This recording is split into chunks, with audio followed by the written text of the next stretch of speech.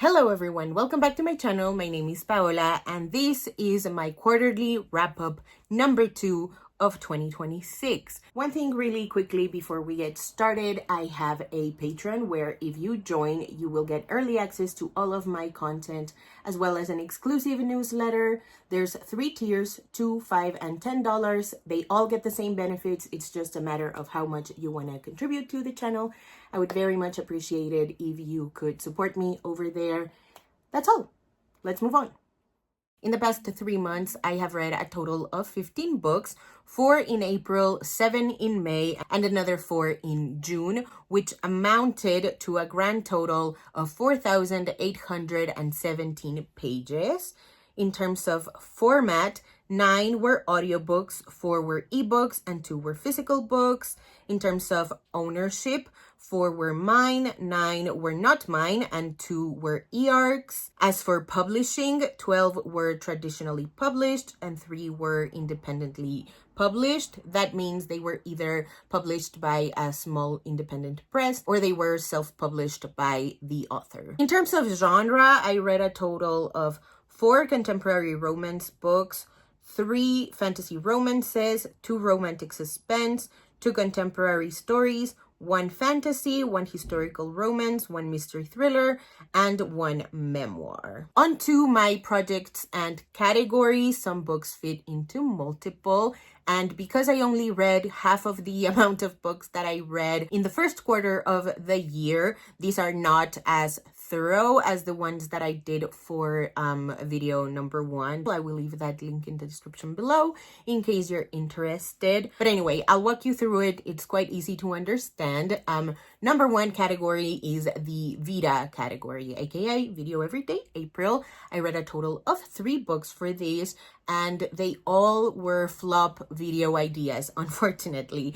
So I read Crooked Kingdom because I really wanted to reread the Six of Crows duology and film a review of it. Obviously, the original idea was to do a vlog, but with everything that was happening, I knew I couldn't make that happen. But I trusted myself in doing a proper review, kind of like what I did for the original Grishaverse trilogy, Shadow and Bone.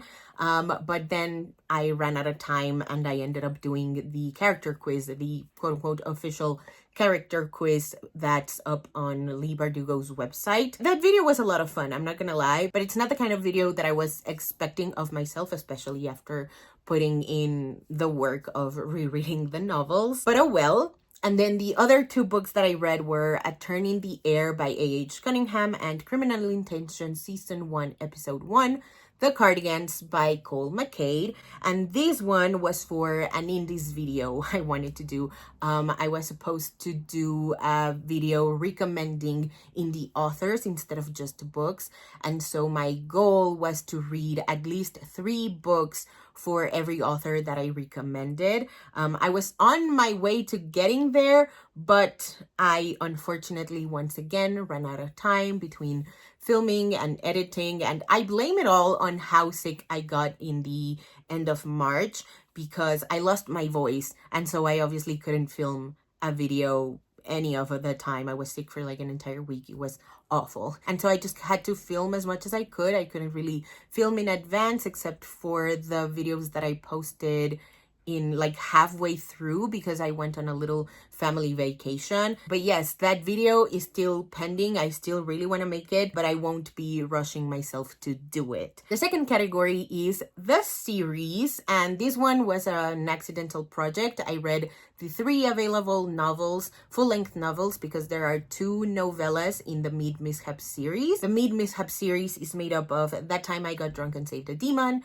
That Time I Got Drunk and Yeeted a Love Potion at a Werewolf, and That Time I Got Drunk and Saved a Human. And the reason why this is an accidental project is because I was only supposed to be reading That Time I Got Drunk and Yeeted a Love Potion at a Werewolf, because for Diversity Book Bingo, it was supposed to fulfill the slot of main character with anaphylactic allergy. In this book, the werewolf is lactose intolerant. And so I mistakenly assumed that this was a companion series as opposed to a sequential series. And so I had to read the first book to get to the second book. And then I was like, you know what? this will be fun and really fulfilling for a vlog. Let's just read the third one. And that's exactly what I did. More of my in-depth thoughts in my May reading vlog, which I will also leave a link in the description below for. The next category is rereads. The first book that I reread was The Sun is Also a Star by Nicola Yoon. This was because for Video Everyday April, I watched the movie adaptation of this book for the very first time, and I was like, you know what, might as well just reread the novel. It is part of my rereading project, so it felt very accomplishing to watch the movie and then move on to reading the book. My absolute favorite thing about this book were the brief history type of thing. Made me learn so much. I understand that fiction is not meant to teach a lot, like that's not the purpose of reading a fiction book, but I still appreciate this novel for what it taught me in those brief history chapters. And then I randomly decided to reread Pumpkin by Julie Murphy. This was so fun. Ever since I read it for the first time, I knew that I eventually would have to reread it, and I'm really happy that I did. Once again, more of my in-depth thoughts in my May reading vlog. Two solo categories are book club and random. The book club book was The Ending Writes Itself by Evelyn Clark. This one I read for the Literally Dead book club. That one is run by Kayla over at Books and Lala. We'll leave a link in the description below to that live show because I was in the comments of that having a lot of fun. This book was very, very entertaining. It kept me hooked from start to finish. Is it the best book that I've read in my entire life? No. But it did keep me entertained, and I really appreciated it for that. And the random book that I decided to read was Rookie by Joshua Bassett. This is a very standard run-of-the-mill celebrity memoir. Once again, more of my in-depth thoughts in my May reading vlog. The last but certainly not least important category is the diversity book bingo. I read a total of 6 books. I also kind of realized by the end of May that I really needed to lock in if I wanted to do diversity book bingo, if I wanted to still be writing, and if I wanted to just like take both things as seriously as I want to take them. These are obviously very unofficial self-imposed deadlines, but they are really big projects that I really want to commit myself to. And so I modeled the end of May and all of June according to diversity book bingo. That's also kind of what I'm doing for the rest of the year, so I will talk more about that in a separate video, I guess. But anyway, for diversity book bingo, I read 6 books, starting with Romancing the Duke, and this was also a buddy read, by the way. This fulfilled the square of visually impaired main character. That time I got drunk and heated a love potion at a werewolf for the main character with anaphylactic allergy square. Senny by Rebecca Weatherspoon for the contemporary arranged marriage square. Summer Official, also by Rebecca Weatherspoon for the queer main character of color square. Ban Me for Two by Trinity Wen for the non-Western setting square. This book takes place in Vietnam. And last but certainly not least, I read Icarus by Kay Ancrum for the queer retelling square. Moving on to my top 5 books that I read in the second quarter of the year.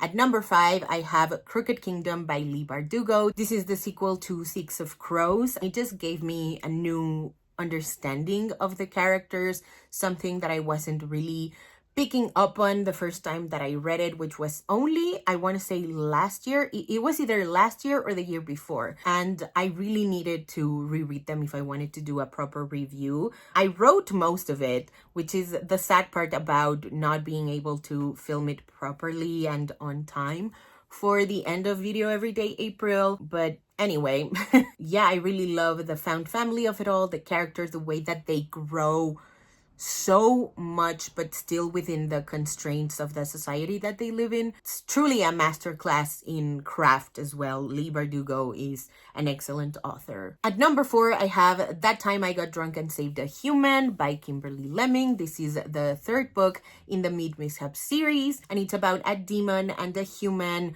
falling in love throughout a sort of a road trip story that takes the human back to her home country. I really love the lore behind these characters, especially in the ways that they grew up very differently from the other main characters of the previous two novels.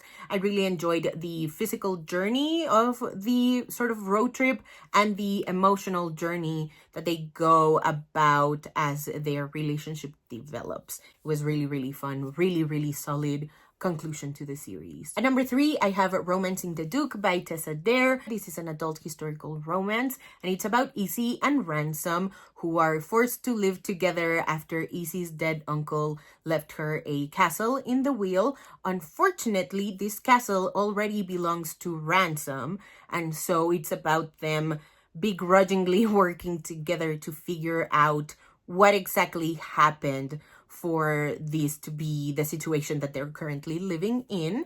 I really enjoyed the fandom aspect of it. Like, in a historical setting, it felt very refreshing, very different from what we're used to seeing in fandom today. I really enjoyed the banter that these two have going on. I really enjoy how Ransom is like trying to get under Izzy's skin, but she's just very curious about what he's proposing regarding sex and stuff. She's like taking him very seriously, whereas it seems like he's just trying to mock her. But then, you know, obviously this is a historical romance, and so things go the way that historical romances go. And so it was really, really fun. I would call this a rom-com, but it's also quite hard-hitting at times. At number 2, I have Icarus by Kay Ancrum. I have it right here. This is an Icarus retelling, and it's about an art thief. His name is Icarus, and he has been going into Mr. Black's mansion since he was about 12 years old. Now he's almost 18, and he's caught for the very first time by Mr. Black's son, whose name is Helios. It is romantic suspense, YA, queer, found family. It was phenomenal, told in vignettes. I said this in my June wrap-up, but I still want to say it in this video because Kay Ancrum is very intentional with the way she tells stories and what stories she's trying to tell, and that feels very apparent in this book without it necessarily like beating you over the head with it, if that makes sense. I really enjoyed this one. It feels very hopeful while still quite hard-hitting. And finally, at number 1, I want to talk about A Ban Me for Two by Trinity Wen. This is a YA queer story about two girls in Vietnam. One is Vietnamese and the other one is Vietnamese American, and they agree to work together so that Lan, the Vietnamese girl, works through her writer's block, especially after her father passed, with Vivi's help. And with Lan's help, Vivi will figure out what happened to the family that stayed in Vietnam after her mom, specifically her mom, left Vietnam for the United States. Very foodie, quite high stakes, but I really enjoyed the sort of low conflict between the girls. Like, the romance is quite low conflict, while their own interpersonal stories feel really high stakes, if that makes sense. Some honorable mentions, because I read really cool books these past 3 months. Number 1, Summer Official by Rebecca Weatherspoon. Queer YA sapphic story between Sailor, who's very upbeat, very extroverted as well, and Heaven, who is quite the opposite. She's really introverted. She prefers riding on her skateboard, and it's about them coming together for Heaven's summer bingo challenge in exchange of Sailor helping her develop a social media presence because she wants to be a tattoo artist, and one of the requirements that her mentor gave her was to develop a social media presence. And Heaven will help Sailor stay away from her mom for as long as possible. Pumpkin by Julie Murphy. I just love a good prom story. I love the politics of it, and revisiting it was really, really fun.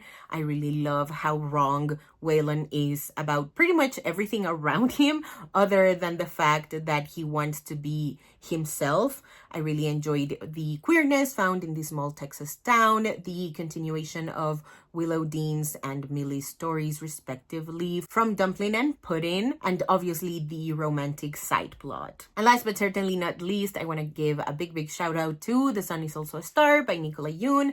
I read this for the first time all the way back in 2016. And so it was really interesting rereading it 10 whole years later. My brain is so different than when I first read it. I remember feeling very differently about Natasha's dad specifically. I remember really enjoying this book. I love that it takes place in one single day. I feel like that's like genius level craftsmanship. And like I said before, I really enjoyed the brief history chapters.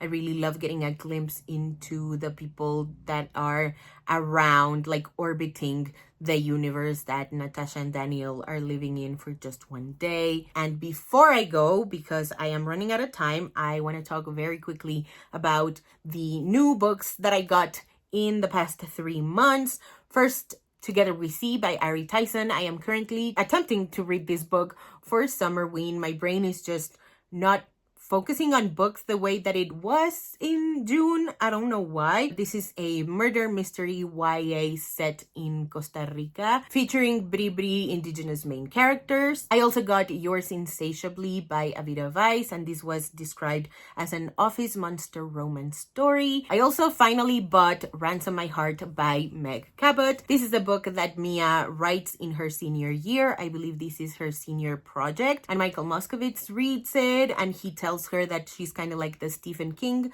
of historical romances, which, you know, that's a really high compliment. And so I really wanted to read this one when I was first reading the Princess Diary series all the way back in like 2015 or something.